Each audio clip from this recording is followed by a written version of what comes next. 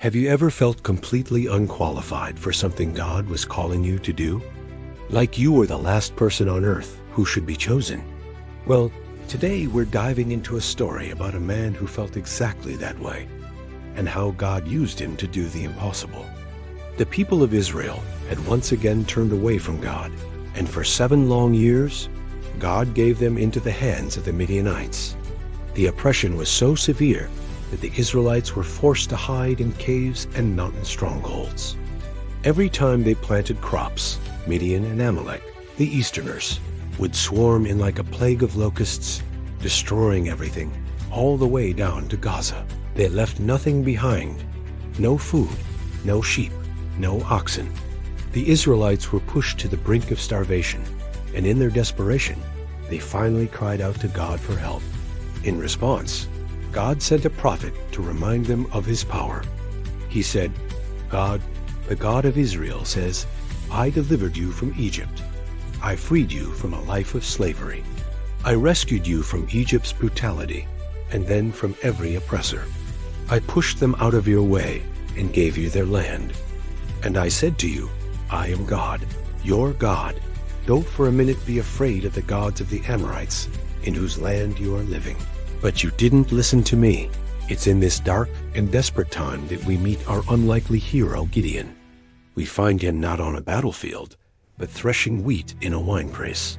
Why a winepress? Because he was hiding, trying to save a little bit of food from the marauding Midianites. He was scared, just like everyone else. One day the angel of God came and sat down under the oak in Ophrah that belonged to Joash the Abiezrite, whose son Gideon was threshing wheat in the winepress, out of sight of the Midianites. The angel of the Lord appears to him and says, "God is with you, O mighty warrior." Gideon's response is probably one we can all relate to. He's like, "Mighty warrior? Me? If God is with us, then why is all this terrible stuff happening? Where are all the miracles our parents told us about? It feels like God has completely abandoned us." But God doesn't get angry at Gideon's doubt. Instead, he looks him straight in the eye and says, "Go in the strength that is yours. Save Israel from Midian. Haven't I just sent you?" Gideon is stunned. "Me, my master? How could I possibly save Israel? My clan is the weakest in Manasseh, and I'm the least important person in my entire family." He saw himself as the runt of the litter, a total nobody. But God's reply is powerful and simple. "I will be with you. Believe me, you'll defeat Midian as if you were fighting just one man." Still, Gideon needed proof. He asks for a sign. "If you're serious," he says, "don't leave until I bring you an offering." The angel said, "I'll wait till you get back." Gideon rushes off, prepares a young goat and a huge batch of bread, and brings it back to the angel under the oak tree. The angel instructs him to place the meat and bread on a rock and pour the broth over them. Gideon obeys. Then the angel touches the offering with the tip of his staff, and fire bursts out from the rock, completely consuming the food. And just like that, the angel vanishes. It's in that moment Gideon realizes he has been face to face with an angel of God. He's terrified, thinking he's going to die. But God reassures him. "Easy now. Don't panic. You won't die." Filled with a new sense of peace and purpose, Gideon builds an altar there and calls it God's Peace. But God wasn't done with him yet. That very night, God gives Gideon his first assignment. "Take your father's best 7-year-old bull, the prime one. Tear down your father's Baal altar and chop down the Asherah fertility pole beside it.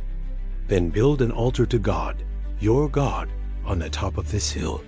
Take the prime bull and present it as a whole burnt offering, using firewood from the Asherah pole that you cut down." This was a huge risk. Tearing down the town's idol was a death sentence. Gideon was terrified of what his family and neighbors would do, so he gathered 10 of his servants and did it all under the cover of night. The next morning, the townspeople woke up and were furious. They found their altar destroyed and immediately launched an investigation. It didn't take long for them to figure it out. Gideon did this. An angry mob went to Gideon's father Joash, demanding, "Bring out your son. He must die." But Joash, in a surprising twist, stands up to the crowd. He says, "Are you going to fight Baal's battles for him? If Baal is really a god, let him fight for himself." They nicknamed Gideon that day Jerubbaal, because after he had torn down the Baal altar, he had said, "Let Baal fight his own battles." Word gets out that Gideon has defied the local gods, and at the same time, the Midianite and Amalekite army gathers for another massive invasion. They crossed the river and made camp in the valley of Jezreel. This is the moment of truth. But instead of fear, something new fills Gideon. The Spirit of God comes over him. He blows a trumpet, and his own clan, the Abzrites, are the first to rally behind him.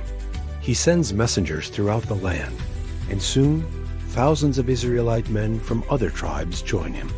But even with this army, Gideon's faith wavers again. He goes back to God and says, "Okay, if you're really going to use me to save Israel, I need one more sign. I'm going to put a fleece of wool on the ground tonight. If there's dew only on the fleece, but the ground all around it is dry, then I'll know." And that's exactly what happened. The next morning, the fleece was so soaked with dew, he could wring out a whole bowl of water from it, while the ground was bone dry. You'd think that would be enough, right? But Gideon, bless his heart, is still nervous. He says to God, "Please don't be angry with me, but let me test this one more time.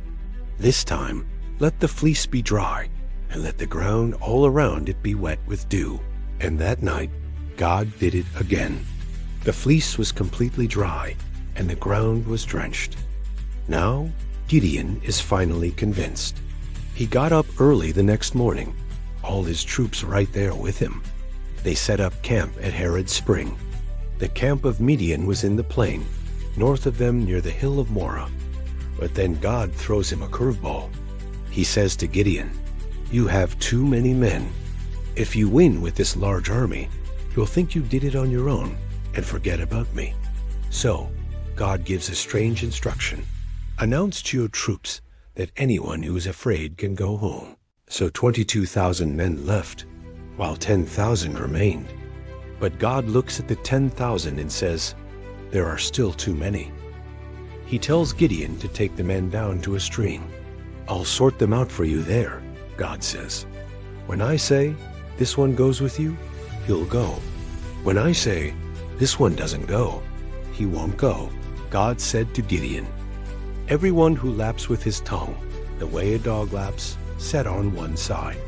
And everyone who kneels to drink, drinking with his face to the water, set to the other side." So Gideon watches. Most of the men kneel down, putting their faces right into the water to drink.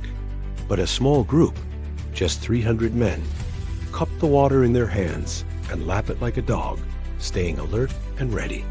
God says, "That's it. I will use the 300 men who lapped the water to save you. Send everyone else home." So Gideon is left with a tiny band of 300 soldiers, facing a Midianite army so vast they were like a swarm of locusts, with camels as numerous as the sand on the seashore. Can you imagine how Gideon must have felt? His massive army was reduced to a ridiculously small platoon. But God knew Gideon's fear. That night, he tells him, "Get up and go down to the enemy camp, for I have given it to you. If you're still afraid, take your servant Purah. When you hear what they're saying, you'll be bold and confident." Gideon and Purah sneak down to the edge of the Midianite camp. As they get close, they overhear a soldier telling his friend about a dream he had. He said, "I dreamt that a loaf of barley bread came tumbling into our camp. It hit a tent so hard that the tent collapsed and fell flat." His friend immediately interprets the dream. This can be nothing else but the sword of Gideon son of Joash, the Israelite. God has given the entire Midianite army into his hands. When Gideon hears this, his fear vanishes. He falls to his knees and worships God. He races back to his 300 men and shouts, "Get up! The Lord has given the Midianite army into our hands."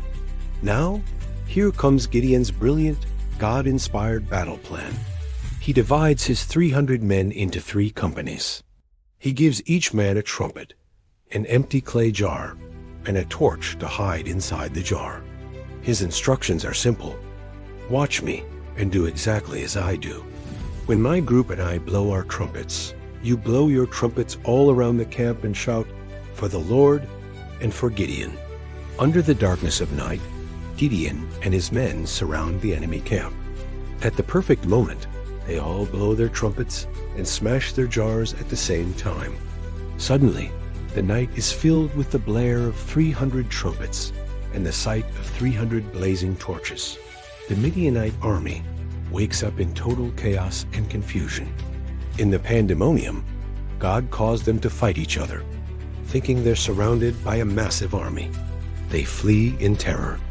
Gideon's 300 men didn't even have to lift a sword against the enemy. God turned the Midianites' own swords against each other.